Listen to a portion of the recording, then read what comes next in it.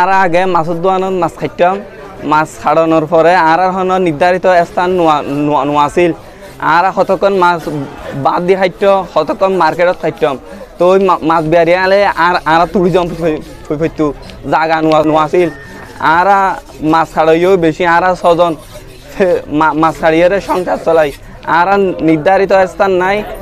আর একখান বাজার সভাপতি একখান স্থান গড়ি দিয়ে একখান দোয়ান দিয়ে আর ব্যাগগুনুরি মিলেমিশে করি আর মাছ ছাড়ির ফ্যামিলি চলার ইয়েনাল্লাই জাহিদুল ইসলাম চৌধুরী আর ধন্যবাদ বা মুবারকবাদ জানাই মাছ ছাড়ার পক্ষতুন। রানীহাট বাজারে নির্দিষ্ট স্থান হল মাছ কাটুনিদের।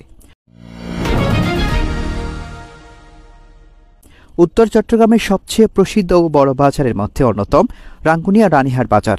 এই বাজারে চট্টগ্রাম শহর ও রাঙ্গামাটি সহ বিভিন্ন স্থান থেকে আসা সামুদ্রিক ও জলাশয়ের ভিন্ন প্রজাতির মাছ প্রতিদিন বিক্রি হয় লক্ষ লক্ষ টাকা দামে।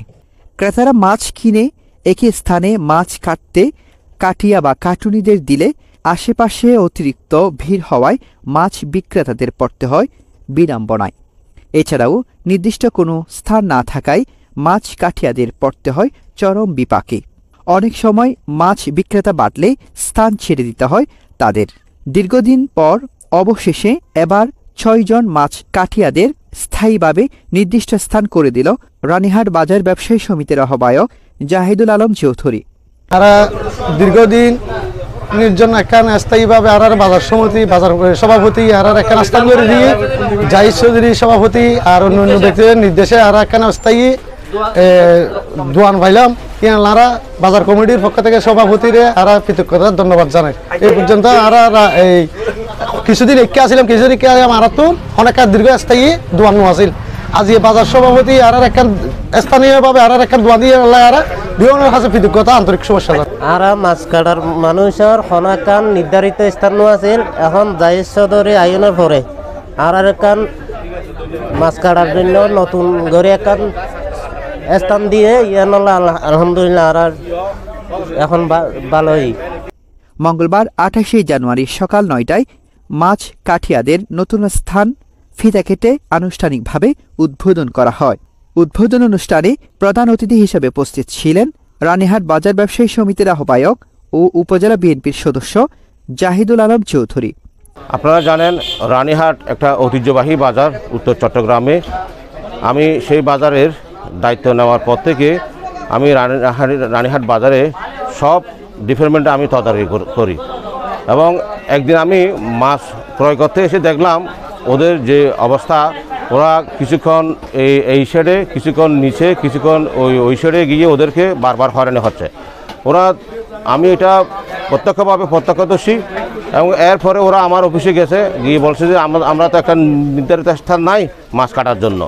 তো আমি দেখলাম এখানে একটা নির্ধারিত স্থানের দরকার এবং ওদেরকে ডেকে ওদেরকে সাথে একটা আলোচনা করে আমি এই যে শেডটা আগে অগোছালো ছিল, এখানে ময়লা আবর্জনা স্তূপ ছিল, আমি ওদেরকে বলছি এগুলো পরিষ্কার করুন, একটা বাজার সমিতির পক্ষ থেকে তোমাদের পক্ষে যতটুকু সহযোগিতা করতে হবে আমরা করব, আপনাদের জন্য একটা নির্ধারিত স্থান আমরা ব্যবস্থা করেছি। সেই সুবাদে আজকে রানীহাট বাজারে একটা এত সুন্দর মনোরম পরিবেশে একটা মাছ কাটার আমি স্থান ওদেরকে সৃষ্টি করে দিয়েছি। বিশেষ অতিথি ছিলেন চট্টগ্রাম উত্তর জেলা ছাত্রদলের যুগ্ম সাধারণ সম্পাদক রেজাল করিম, রাজানগর ইউনিয়ন যুবদলের যুগ্ম আহ্বায়ক ও রানীহাট বাজার ব্যবসায়ী সমিতির যুগ্ম আহ্বায়ক মোহাম্মদ ইউনুস, স্বেচ্ছাসেবক দলের আহ্বায়ক ও রানীহাট বাজার ব্যবসায়ী সমিতির যুগ্ম আহ্বায়ক জসিমউদ্দিন লিঠন, মোহাম্মদ ইয়াসিন, মাছ ব্যবসায়ী মোহাম্মদ করিম সহ অনেকে। এদিকে মাছ কার্টুনের স্থান উদ্বোধন শেষে মাছ বাজার পরিদর্শন করেন রানীহাট বাজার ব্যবসায়ী সমিতির আহ্বায়ক জাহিদুল আলম চৌধুরী। তৈবুল ইসলাম, নিউজ রাঙ্গুনিয়া।